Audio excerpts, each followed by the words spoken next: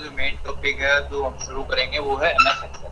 ठीक है, आपके पूरे कोर्स के अंदर सबसे इम्पोर्टेंट जो प्रोग्राम है वो है आपका एक्सेल। अगर आप जॉब में भी जाओगे तो वहां भी आपका एक्सेल सबसे पहले आपको डिमांड में पूछा जाएगा। ठीक है, बगैर एक्सेल के आपका कंप्यूटर सीखना एक तरीके से नॉन बेनिफिशियल रहेगा। ठीक है, आपका चाहे जॉब लेवल कुछ भी है, अगर आपको एक्सेल की नॉलेज है तो वो आपके लिए हमेशा प्लस पॉइंट रहेगा। ऐसे कोई जॉब प्रोफाइल नहीं होगा जिसके अंदर एक्सेल आपका यूज ना होता हो। अगर नहीं है तो फिर वो कंप्यूटर का जॉब बेकार है। अब देखो बेसिकली एक्सेल के अंदर क्या है, अभी जैसे एक्सेल से पहले हम वर्ड और पावर पॉइंट करके आए, वो एक दोनों डिफरेंट प्रोग्राम थे। अब जो एक्सेल है वो क्या है, बेसिकली आपका एक डाटाबेस प्रोग्राम ही है। ऐसा डाटा जिसके अंदर आपको कोई ना कोई कैलकुलेशन करनी। ठीक है, वो चाहे इम्प्लॉय से रिलेटेड हो, स्टूडेंट से रिलेटेड हो, या फाइनेंशियल डाटा हो, या और भी किसी कंसेप्ट में ले सकते हो। ठीक है, मेनली एक्सेल का काम है कि आपको कैलकुलेशन के साथ में अगर कोई डाटा अपना मैनेज करना है तो एक्सेल से बढ़िया और आसान आपके लिए कोई प्रोग्राम नहीं है। ठीक है, तो अब एक्सेल के अंदर क्या है, आप हमारे को काम करने के लिए मिलती है शीट। ठीक है, जैसे ये शीट 1, अगर आपको एक और शीट लेनी है या जितनी भी शीट लेनी है प्लस पे क्लिक करो, आपकी शीट आती जाएगी। अभी हमारे पास जो सिंगल शीट है उसी का आपको थोड़ा सा बैकग्राउंड मालूम होना चाहिए, एक पर्टिकुलर शीट के अंदर होता क्या। ठीक है, जैसे वर्ड के अंदर हमारे पास एक पेज आता था, पावर पॉइंट में एक स्लाइड आती थी। तो शीट में क्या होता है, शीट में होता है बेसिकली जो कंस्ट्रक्शन है वो सेल्स का है। ठीक है, ये सारे क्या है आपके सेल्स है। अब ये सेल बनते कैसे हैं कि आपकी एक वर्टिकल लाइन और एक हॉरिजॉन्टल लाइन जब दोनों एक दूसरे को एक डिस्टेंस पे क्रॉस करती हैं, इंटरसेक्ट करती हैं, तो उस इंटरसेक्शन से क्या है आपका एक सेल बनता है। ठीक है, वर्टिकली जो होता है वो हमारा पूरा कॉलम बोला जाएगा, और जो हॉरिजॉन्टल है वो हमारी क्या है, रो बोली जाएगी।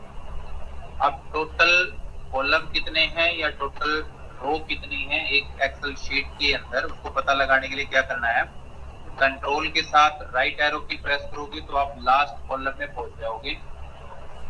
अब क्योंकि कॉलम के नेम जो होते हैं वो अल्फाबेट वाइज होते हैं, एक्स एफ डी आपके रूम वाइज में कॉलम नेम नंबर बनता है 16,376 के आसपास। ठीक है, वापस फर्स्ट कॉलम में आने के कंट्रोल के साथ लेफ्ट एरो की, सेम एज इट इज रो में जाना है लास्ट तो कंट्रोल के साथ डाउन एरो की। 10,48,576 आपके पास टोटल रो है एक एक्सेल शीट के अंदर, मतलब आप इतना डाटा शीट के अंदर ऐड कर सकते हो वापस। ठीक है, अब रो और कॉलम के नेम्स को मिला के क्या बनता है, सेल का एड्रेस। अभी हम किस सेल में हैं ये आपको कैसे पता चलेगा, आप ऊपर से अपना कॉलम का अल्फाबेट देखो और लेफ्ट हैंड पे आपकी रो का नंबर देखो, इन दोनों को अगर आप मिला दो तो ये बन गया आपका F9। ठीक है, इसको हम बोलते हैं सेल का एड्रेस। अभी फिलहाल हम जिस सेल में हैं उस सेल का एड्रेस क्या हो गया, F9। ठीक है, अल्फाबेट है कॉलम के नेम के लिए और नंबर है वो रो के नेम के लिए। ठीक है, तो अब जब एक्सेल में हम काम करेंगे तो रेंज में काम होगा। रेंज का मतलब है कहाँ से कहाँ तक। आप जैसे वर्ड में सिलेक्ट करते थे कोई टेक्स्ट या पैराग्राफ स्टार्टिंग से एंड तक कहाँ तक सिलेक्ट कर रहे हो, तो यहाँ पर जो काम होता है वो रेंज वाइज होता है। आपने मान लो कुछ नंबर्स टाइप किए, ठीक है, अब आपको इन नंबर का टोटल करना है, तो टोटल पूछा जाएगा ना भाई कहाँ से कहाँ तक का करना है या कितने नंबर का करना है, वो सिलेक्शन आपको बना के देना पड़ेगा। तो हम जैसे कोई भी फॉर्मूला अब एक्सेल में लगाएंगे किसी भी कैलकुलेशन के लिए, तो फॉर्मूला हमारा जो स्टार्ट होता है वो इक्वल के साथ स्टार्ट होता है। ठीक है, इक्वल लगाने के बाद जो भी आपको फॉर्मूला चाहिए वो स्टार्टिंग के 2 या 3 कैरेक्टर टाइप करो, लिस्ट आ जाएगी। उस लिस्ट में से जो भी फंक्शन आपको यूज करना है सेलेक्ट करके फंक्शन को कीबोर्ड से टैब प्रेस करनी है। ठीक है, उसमें क्या होगा कि आपकी जो सिंटैक्स है वो ओपन हो जाएगी, या यूं कह लो कि आपका फॉर्मूला ऑटो कंप्लीट मोड में आ जाएगा, ऑटोमेटिकली स्टार्ट हो जाएगा। उसके बाद वो जो भी फॉर्मूला है उसके अंदर जो भी चीजें उसको चाहिए वो आपसे पूछेगा। अब ये कैसे पता चले कि उस फॉर्मूले को क्या देना है क्या नहीं देना है, किस किस स्टेज पे क्या प्रोवाइड करना है। तो जब भी आपके ब्रैकेट फर्स्ट ब्रैकेट जो ओपन होती है किसी भी फॉर्मूले की फंक्शन की, तो उसके जस्ट नीचे उसका सिंटैक्स आता है। किसी को भी अगर एक्सेल में फंक्शन समझने हैं तो किसी भी फंक्शन का सिंटैक्स जब तक उसको नहीं पता होगा आप अपना फॉर्मूला एग्जीक्यूट नहीं कर पाओगे, कभी ना कभी पजल हो जाओगे। अगर आपको सिंटैक्स पढ़ना आ गया, समझ में आ गया, तो फिर आप उस फॉर्मूले को अपने भी हाथ पे भी यूज कर पाओगे। ठीक है, तो अभी जैसे ये सम का जो फॉर्मूला है ये आपको कह रहा है नंबर 1 कोमा नंबर 2 कोमा ऐसे डालते जाओ। ठीक है, जब आपके नंबर कंप्लीट हो जाए तो लास्ट में ब्रैकेट बंद करके एंटर करते हैं, जैसे नॉर्मली हम कैलकुलेटर के अंदर करते हैं 1 + 1 2 1 जो भी है। ठीक है, लास्ट में इक्वल दबाते हैं तो हमारा टोटल आ जाता है। अब हमें यहाँ नंबर कैसे देने हैं, अगर इस तरीके से एक एक नंबर यहाँ टाइप करेंगे 1 2 3 कोमा 1 2 3 कोमा, हो सकता है हमारी क्वांटिटी में कोई बीच में मिस भी हो जाए। ठीक है, हम टाइप ना कर पाए या कोई गलत टाइप हो जाए तो प्रॉब्लम्स हैं। आपको एक तरीका बताया है, ठीक है, लेकिन खाली यही तरीका नहीं है चीजें देने का, उसमें फिर आता है रेंज सिलेक्शन। ठीक है भैया, आपका जो डाटा है आप उसको सिलेक्ट करो। अब ये जो मैंने सिलेक्ट किया है आपको डॉटेड एक्टिव बॉर्डर जो दिखाई दे रहा है ये क्या है, हमारी एक्टिव रेंज है। ठीक है, अब इस रेंज का एड्रेस क्या बनता है, H6 से लेके H13। ठीक है, H क्या हो गया आपका कॉलम, 6 होगी रो। ठीक है, H6 से आपका स्टार्ट हो गया डाटा और H13 तक की आपने वैल्यूज को सिलेक्ट करके बता दी, ब्रैकेट क्लोज।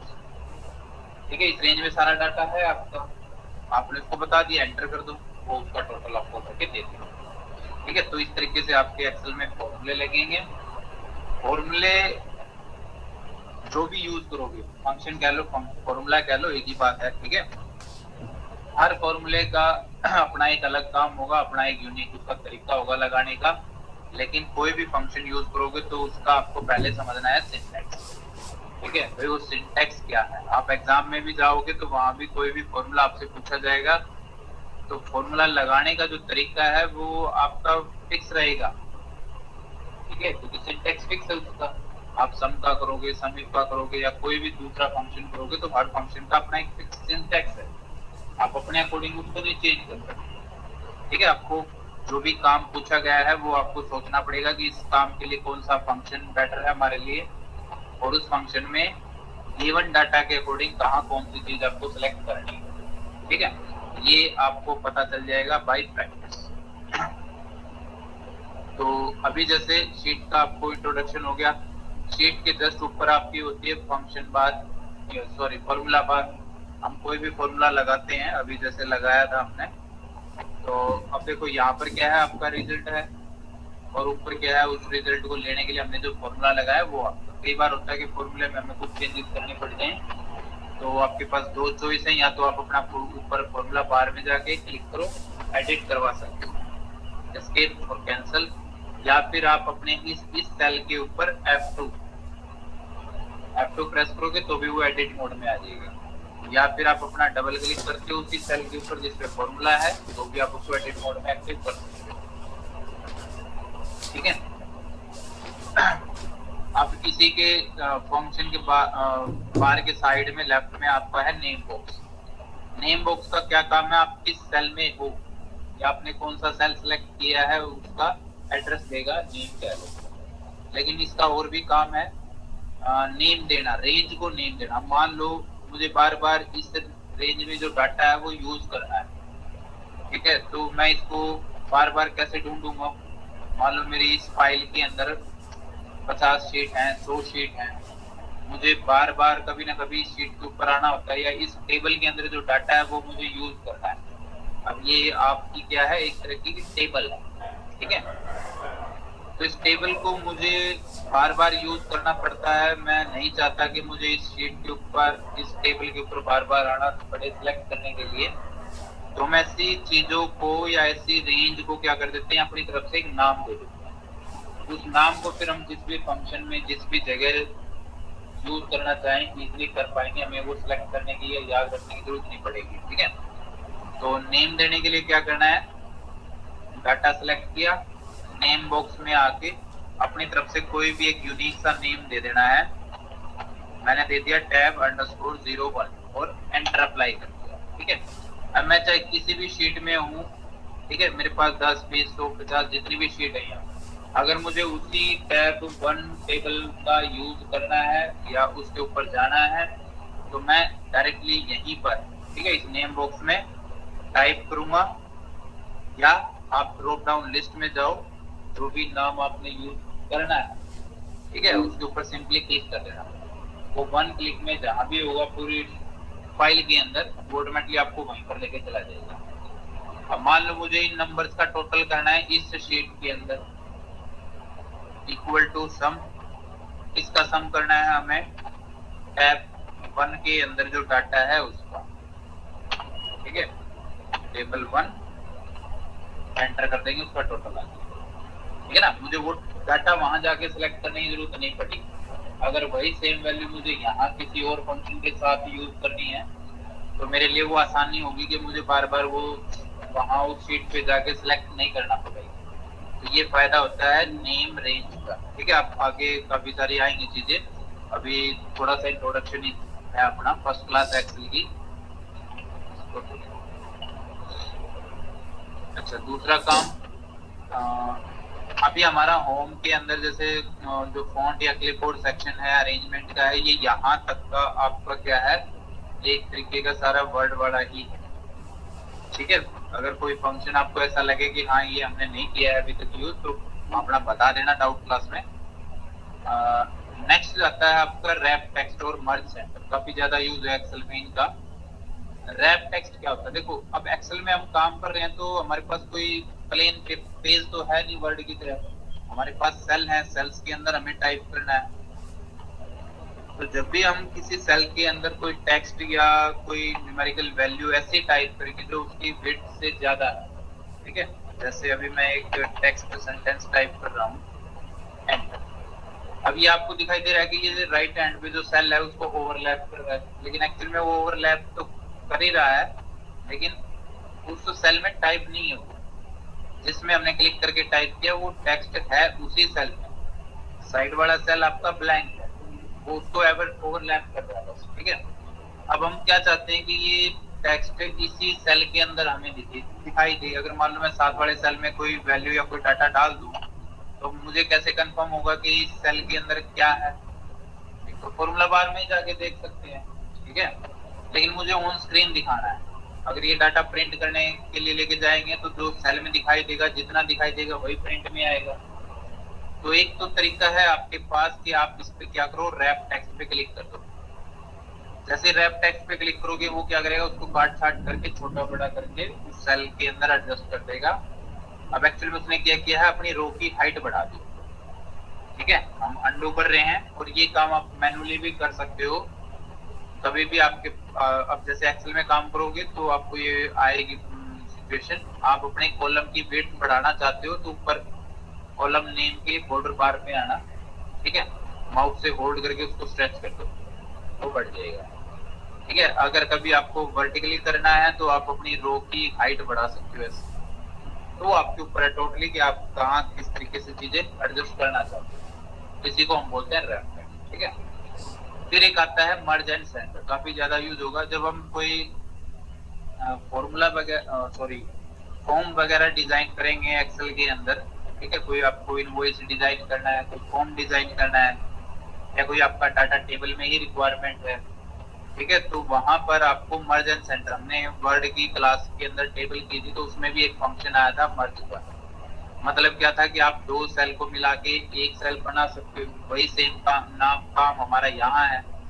मर्ज पे क्लिक करोगे तो जो दो सेल मैंने सिलेक्ट किए थे उसने क्या किया, उसका एक सेल को बना दिया, मर्ज कर दिया। अब इसकी रिक्वायरमेंट हमें क्यों पड़ेगी, मान लो मैं एक टेबल बना रहा हूँ जिसमें मुझे ऊपर चाहिए टाइम का, ठीक है, हेडिंग, और उसके नीचे मुझे दो और देने हैं इन और आउट। मान लो आप किसी की अटेंडेंस बना रहे हो और अटेंडेंस के अंदर आपको इन और आउट दिखाना है।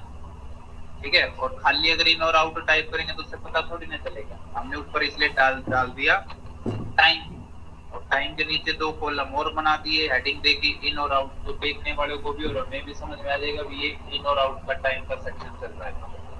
ठीक है, तो ऐसे फॉर्म बनाने में आपका मर्ज एंड सेंटर का यूज होगा। अगर कभी बाद में वापस नॉर्मल करना हो तो मर्ज एंड सेंटर के साइड बटन पे जाके अनमर्ज सेल का ऑप्शन मिलेगा, क्लिक कर देना, वो नॉर्मल कर देगा। ठीक है। अच्छा, कितने भी सेल मिला के, मर्ज का मतलब ही क्या है कि मल्टीपल को मिला के एक कर देना। तो जैसी आपकी रिक्वायरमेंट हो उतने सेल, ठीक है, सेलेक्ट करके आप मर्ज पे क्लिक करो, वो आपका सिंगल सेल में कन्वर्ट कर देगा। तभी भी आप उसको बाद में अनमर्ज करवा सकते हैं। ठीक है, एक तो ये डायरेक्ट तरीका है। दूसरा क्या तरीका है, हमें इस तरीके से मर्ज नहीं करना। मान के चलो कि हमें ये 4 सेल जो है, ठीक है, ओरिजेंटली इस तरीके से 3 रो के अंदर मर्ज करवाने हैं। ठीक है, ये ऐसे मर्ज हो जाए, फिर ये मर्ज हो जाए, फिर ये मर्ज हो जाए। ठीक है, तो जितनी भी रो है सेलेक्ट करो, मर्ज एंड सेंटर के साइड बटन पे जाके मर्ज अक्रॉस सेकंड नंबर पे ऑप्शन मिलेगा, सिंपल उसको क्लिक कर देना, बॉर्डर अप्लाई कर दो, आपको थोड़ा क्लियर पता चल जाएगा। ठीक है, 3 रो में हमने वो क्या किए हैं, मर्ज करवा दिए। कोई भी आप डाटा बना रहे हो तो उसमें आपकी ये रिक्वायरमेंट रहेगी। ठीक है, मर्ज सेल आप अभी जैसे डायरेक्ट कर ही रहे हो, ठीक है, वर्टिकली और हॉरिजॉन्टली, ये दोनों हो। जो भी हम यहाँ कर रहे थे ये वही है।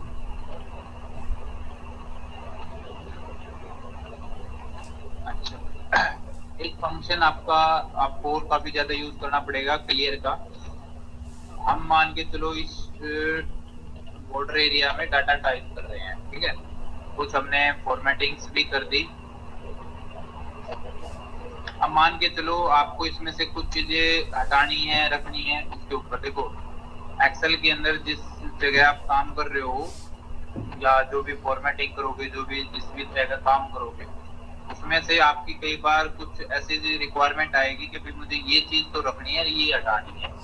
अब मान के चलो जो हमने ये जो डाटा बनाया है, इसमें से मुझे क्या करना है, सिर्फ कलर हटाना है। कलर का मतलब क्या हो गया, फॉर्मेटिंग हटानी है। ठीक है, तो हम डाटा रखना चाहते हैं, फॉर्मेटिंग हटानी है, तो आपको एक ऑप्शन मिलेगा यहाँ पर। ठीक है, क्लियर ऑल का मतलब होगा कि ए टू जेड जो भी आपने सिलेक्शन बना रखा है उसमें सब कुछ हट जाएगा।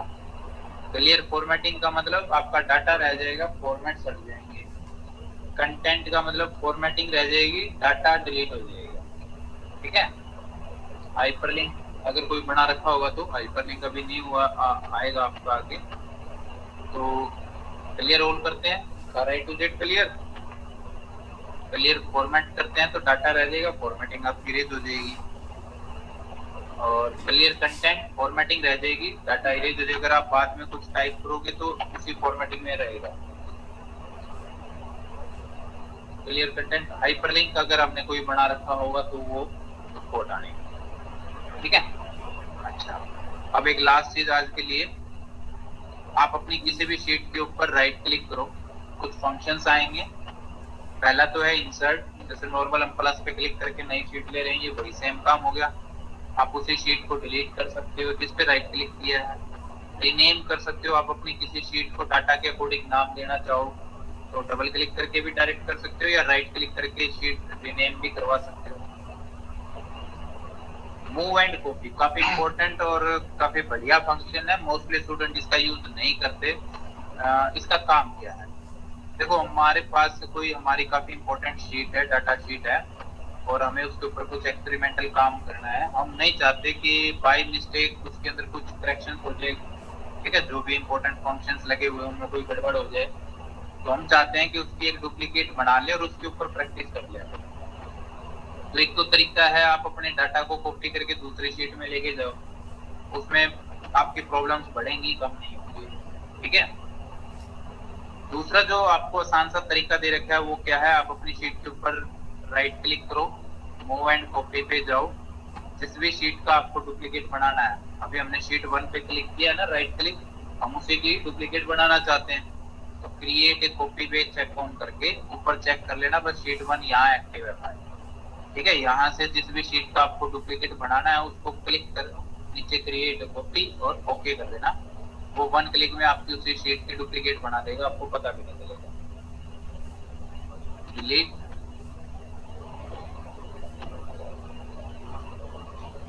फिर इसी में एक फंक्शन और आता है कि अभी जैसे मान लो हम इस एक्सेल फाइल को अगर सेव करते हैं तो इसके अंदर हमारी 7 शीट्स हैं। ये सातों शीट इस फाइल के अंदर सेव होंगी।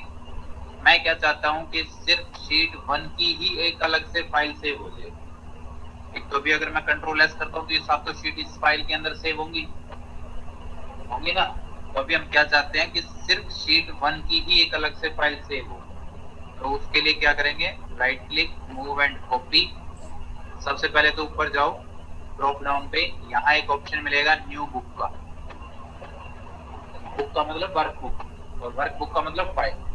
ठीक है, क्रिएट ए कॉपी, तो ये यहाँ भी रहे और एक अलग से फाइल भी है। अगर हम ये create a copy check on नहीं रखेंगे तो यहाँ से हटा देगा इस फाइल को और एक नई वर्कबुक आपकी रेडी करके दे देगा इसी की।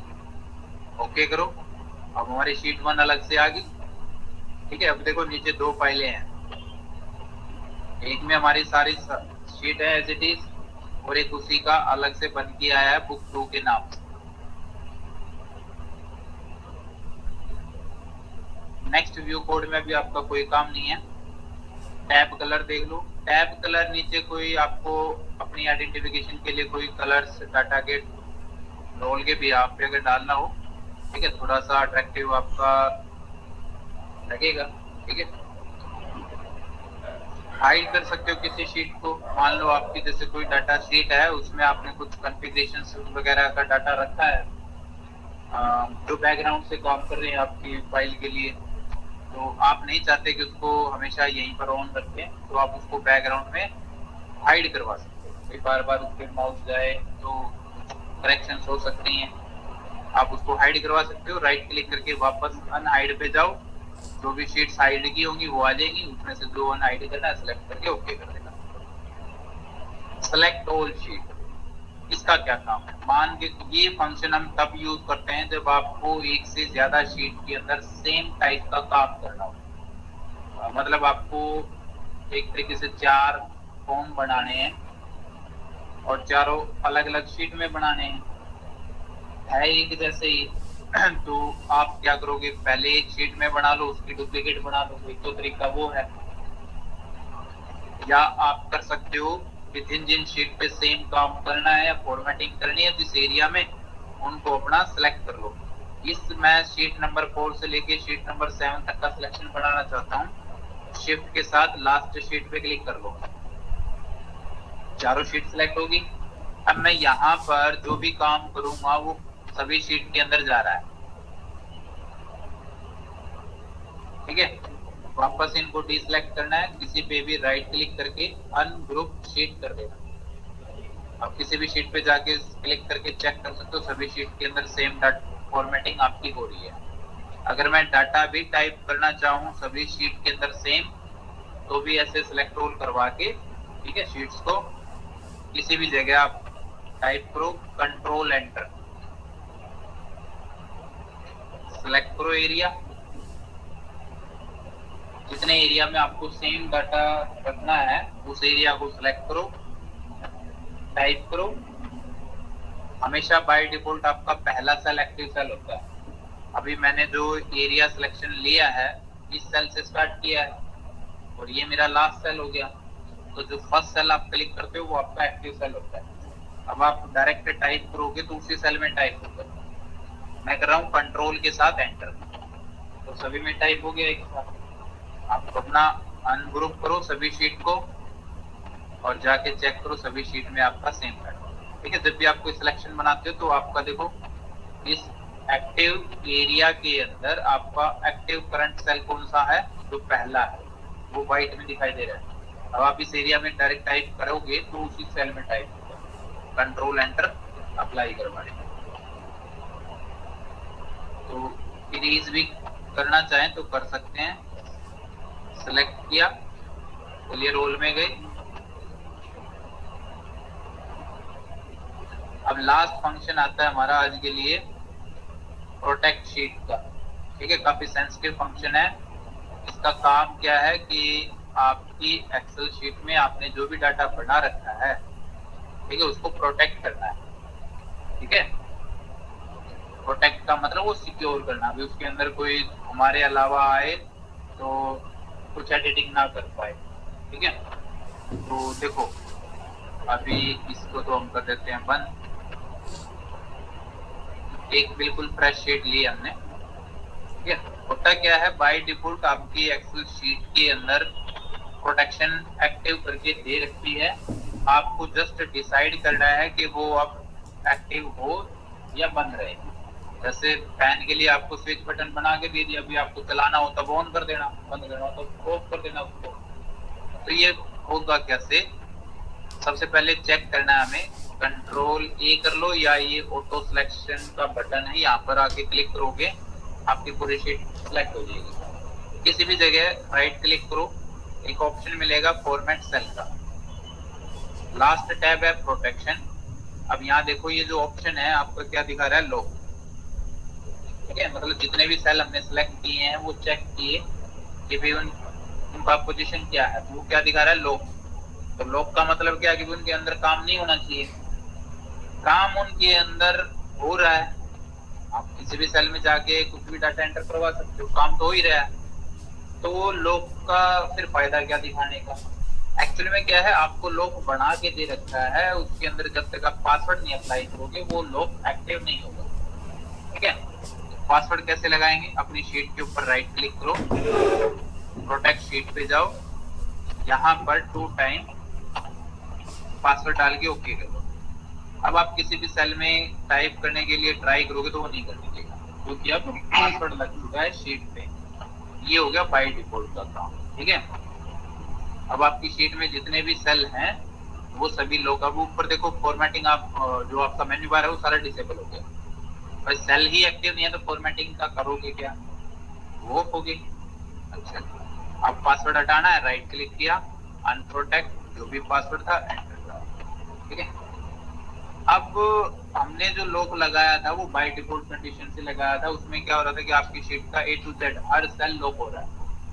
अब हम चाहते हैं कि हम सिर्फ उतना ही एरिया लॉक करें जितना हमें रिक्वायर्ड है। ठीक है, अब स्टेप नंबर 2 आता है इसमें।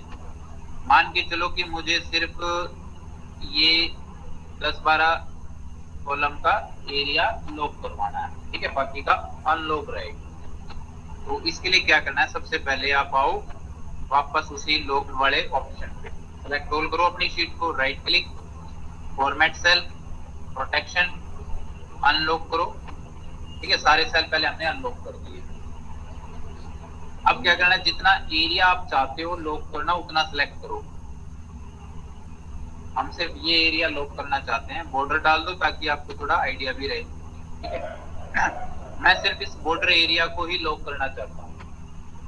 ठीक है, अभी हमारे सारे सेल अनलॉक हैं, तो इस एरिया को सिलेक्ट करके राइट क्लिक, फॉर्मेट सेल, अब इसको हम लॉक कर देंगे। अब इसको लॉक करने का मतलब क्या हुआ कि जितना सेलेक्ट किया है उतने ही सेल लॉक होंगे। ओके, और साथ ही साथ अपना डाल दो पासवर्ड, क्योंकि लॉक का ऑप्शन तभी काम करेगा जब हम पासवर्ड भी डालेंगे, अदरवाइज लॉक तो वो है ही। अब आप चेक करो, इस एरिया में आप काम कर सकते हो। ठीक है, लेकिन आप जैसे यहाँ आओगे तो वो आपको बोलेगा भी ये तो एरिया लॉक है। ठीक है, तो ये होगी आपकी 2 तरह की प्रोटेक्शन। अच्छा, ये जो अनलॉक एरिया है इसमें भी क्या है, आप डाटा टाइप कर सकते हो, डिलीट कर सकते हो, फॉर्मेटिंग यहाँ भी अलाउड नहीं है। ऊपर देख रहे होगे ना, फॉर्मेटिंग अभी भी डिसेबल है हमारी, लेकिन ये एरिया वैसे अनलॉक है। आप फॉर्मूला लगा सकते हो, कोई प्रॉब्लम नहीं है, कैलकुलेशन कर सकते हो, मतलब एक तरीके से डाटा एंट्री कर सकते हो, एडिटिंग कर सकते हो। ऊपर से मेन्यू बार का आपका काम अपना डिसेबल रहेगा। ठीक है, ये थी हमारी प्रोटेक्शन। कभी भी आपको हटानी है अपना राइट क्लिक करके अनप्रोटेक्ट शीट कर सकते हो। अब यही सेम फंक्शन आपका रिव्यू टैब के अंदर भी आता है। ठीक है, और साथ में एक ऑप्शन और भी आएगा यहाँ प्रोटेक्ट टैब का, इसको अनप्रोटेक्ट करो पहले। प्रोटेक्टेड वर्कबुक का मतलब है आप अपनी पूरी फाइल को भी प्रोटेक्ट अगर करना चाहते हो। अभी मान के चलो हमारे पास यहाँ पर 3 शीट है, ठीक है। अगर इंडिविजुअल किसी शीट को प्रोटेक्ट करना है तो प्रोटेक्ट शीट पे जा सकते हो आप। ठीक है, अब कर रहे हैं प्रोटेक्ट वर्कबुक, पासवर्ड डाला 2 टाइम ओके। इसका क्या काम होगा, आपके पास अभी इस फाइल के अंदर जितनी शीट है उतनी ही यूज कर सकते हो, ना किसी शीट को आप डिलीट कर सकते हो। देखो राइट क्लिक वाले सारे ऑप्शन तकरीबन डिसेबल हो गए। ठीक है, ना कोई नई शीट ले सकते हो ना डिलीट कर सकते हो। ये हो गया आपका प्रोटेक्ट वर्कबुक। इसमें भी आगे 2-3 और स्टेप आते हैं, वो बाद की क्लास में देखेंगे जब रिव्यू की क्लास होगी तब। ठीक है, तो आज फिलहाल सिर्फ इस तरह का थोड़ा सा बेसिक सा इंट्रोडक्शन था एक्सेल का। कुछ फंक्शनैलिटी थी जो आपको डेली रूटीन में यूज करनी पड़ेगी काम करते वक्त। इसको अपना थोड़ा सा अच्छे से प्रैक्टिस में लेना।